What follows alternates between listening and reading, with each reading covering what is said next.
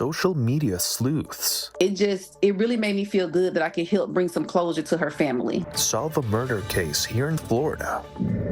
Art meets technology. The addition of augmented reality. In a local tribute to the immigrant experience. A foot race across 7 continents. Ends in South Florida. And fans in Miami used to get saved by LeBron James. Now they have a different hero. Tyler time. He got it, plus a foul. These stories and more coming up on Newsbreak. Hello, South Florida. I'm Nicolette Esper. And I'm Julian Lascano. Today is Thursday, December 5th, 2024. Live from the Lee Caplin School of Journalism and Media in North Miami, this is Caplin News. After hours, a teacher getting arrested at South Florida school, but not the one he works for. The man is fully clothed and in a jail jumpsuit this morning, but Port St. Lucie police say he wasn't wearing anything when they discovered him inside an elementary school. And following the arrest, 34-year-old Joe Urias was fired from his job at Somerset College Prep, Port St. Lucie. Police say he was alone inside a different school, Windmill Point to be exact, on Thanksgiving night, and he allegedly punched the arresting officer in the face. I also saw a deputy, quickly got dressed and exited the school. Deputy tried to apprehend him, and at that point the now clothed, formerly nude male committed battery on that deputy. According to the police report, Urias had his clothes with him, along with a laptop, adult toys, and marijuana.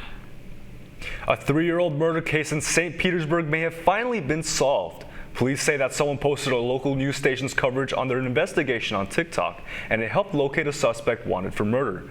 WFT's reporter Casey Albrington explains how it all came together. Instead of going and finding white dress for my daughter's wedding, I was going and finding the white casket to bury my daughter. In July of 2021, Eleni Pica says the unimaginable happened. I always gonna miss her smile.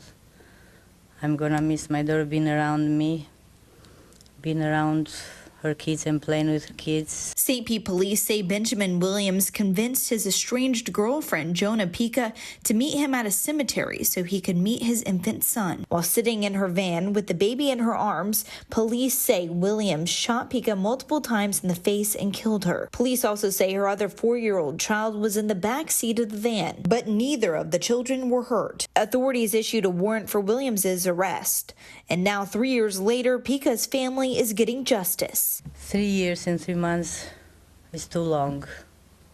He was running, but he couldn't hide anymore.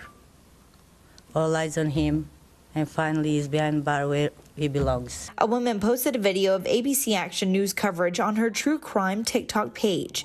And about a week ago, police say someone saw the video and called them, saying Williams was living in Mexico. She went to the U.S. Embassy and notified the Marshal Services, who notified us. Nothing can replace the loss of your daughter. But at least we have a dangerous person off the street. Police say Williams is now in the Pinellas County Jail. TikToker Jasmine Alexander says she's glad her TikTok could help. I cover so many cases every day, and it's really heartbreaking, especially her case because her kids were in the car and I'm a mom. So it really made me feel good that I could help bring some closure to her family. Eleni Pica says her family will now feel safe again this holiday season. I feel the Christmas present for me and my little boys came early this year. And I couldn't ask for more than that phone call and I got from police department. That was WFTS's Casey Albrington reporting. Williams is being held without bond. He's charged with first-degree murder and 2 counts of child abuse. Art Basel starts in 24 hours and Miami is already flooded with art. There's a new exhibit under the Metro that pays homage to the immigrant experience in Miami. And Caplin News reporter Samantha Gutierrez attended the sculpture's reveal. I'm under the Metro because the Underline has unveiled a new art exhibit that's open to the public and uses augmented reality. Is Blue the Color of the Ocean by Bonnie Ramirez was unveiled Tuesday. The Underline hosted a panel about the sculpture's significance. It's composed of silver coconuts and one gold conch made out of fiberglass. This work is almost like a portal that can mentally transport people back home to wherever you feel like home. Artist Bonnie Ramirez emigrated to New York from Dominican Republic in 2009. He created this installation as an homage to the feeling of home. Like, what is that one thing that no matter where you are, as soon as you see it reminds you of home? And essentially the ocean. What is exactly the thing that makes you feel welcome? From the coconuts in the palm trees to the shells on the beach, Miami reminds Bonnie and Caribbean immigrants like him of home. One of the special features of this art installation is the addition of augmented reality. This QR code in the exhibit shows Ramirez explaining his artwork in Spanish and in English. It's the first time the Underline has incorporated augmented reality into an art installation. Being able to tap talent from the community, particularly the schools, in the case of the student work, really brings a lot of resources to us that we don't have. The AR component was a collaboration with FIU's Lee Caplin iStar Studio. If you want to visit this exhibit, you can find it in the Underline's Urban Gym. Reporting for Caplin News, I'm Samantha Gutierrez. Jaguar introducing a new color, Miami Pink, as it reveals its Type 00 concept car. Although the design is only a concept and not set to be produced, it's the first glimpse we see of a new electric vehicle following the company's controversial rebranding. The car was also shown in its color it calls London Blue. Starting in 2026, Jaguar plans to go all electric. Its rebrands also include a redesign of its pouncing cat logo and new monogram. Tyler Hero crashes the welcome party that was planned for LeBron James. That's still ahead, and so is the story. It's wonderful to have that kind of support. And those kind of prayers, I needed their prayers to carry me through some of those tough moments during the run. A race in Miami marks the end of a run across all 7 continents. Newsbreak will be back in just 2 minutes.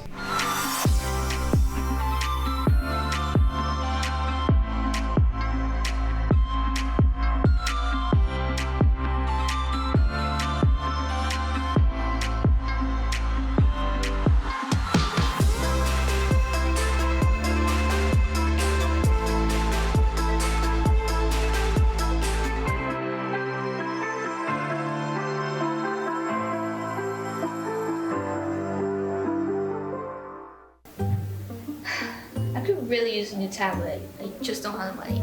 Let me ask you something. Do you have a Pell Grant? Yes. You do know you can get a free tablet, right? Did you say free? Yeah, free. It's simple. And the application is done in the store. I could really use a tablet. Go get one. Another satisfied customer. Stop by Panthertech in the Graham Center at FIU MMC today to speak with one of our associates to get your free tablet. Type 2 diabetes can have a big impact on your life. But how can it be prevented? Well, the first step is knowing if you have something called prediabetes. Take the 1-minute risk test today at doihaveprediabetes.org.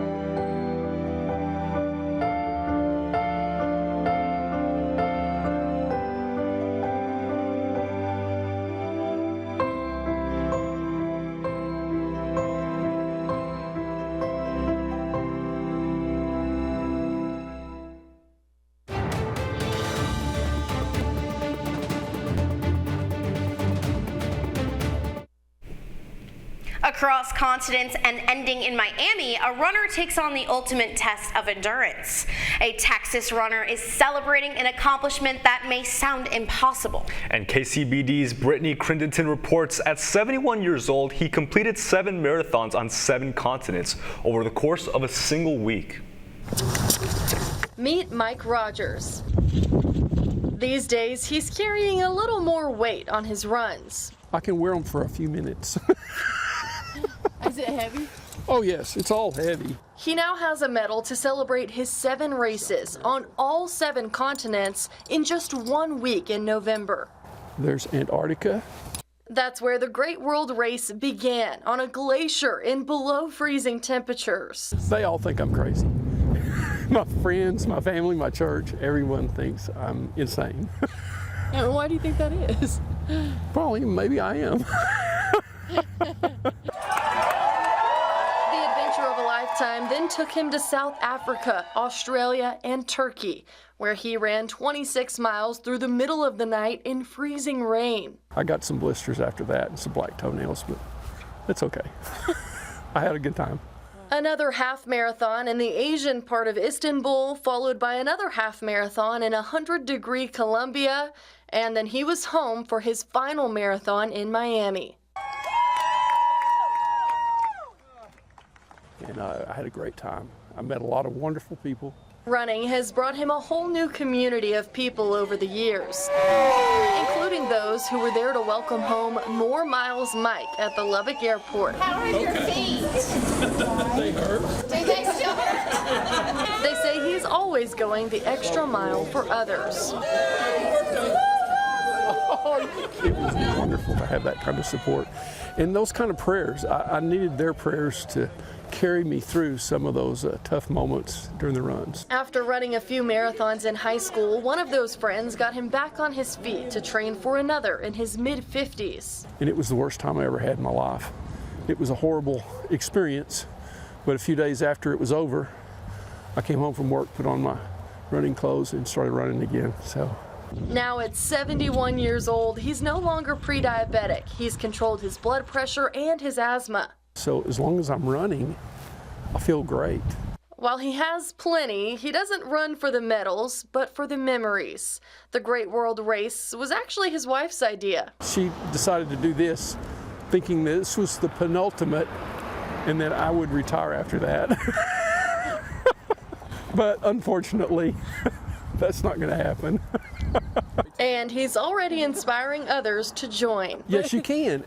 Everyone can do this. Brittany Crittenden, KCBD News Channel 11. Jimmy Butler makes his long-awaited return with Miami Heat, facing off against LeBron James and the struggling LA Lakers. LeBron started off with a good drive to the basket for a layup and a jumper from 18 feet, but Tyler Hero followed up with passes to Highsmith for a pull-up 3 and Bam Adebayo for a pull-up jumper from the free throw line. Hero then balled out for the rest of the game, scoring a total of 31 points and 4 assists. The final score was Lakers 93, Miami 134, and Miami continues to play against the Phoenix Suns at home this Saturday at 8 p.m. You're watching Newsbreak, and we're coming right back.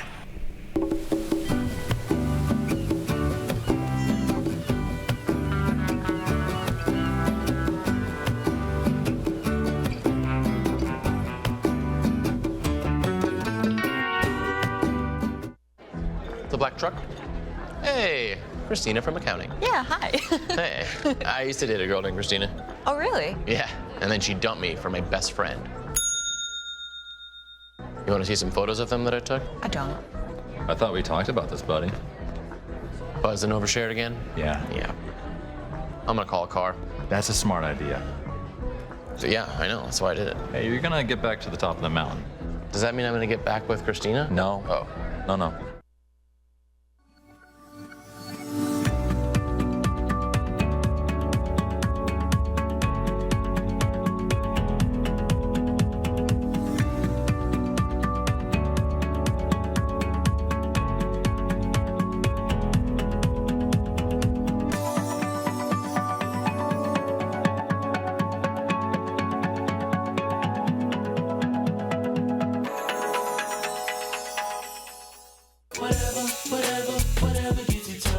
There are a lot of ways to reach out to a friend about their mental health.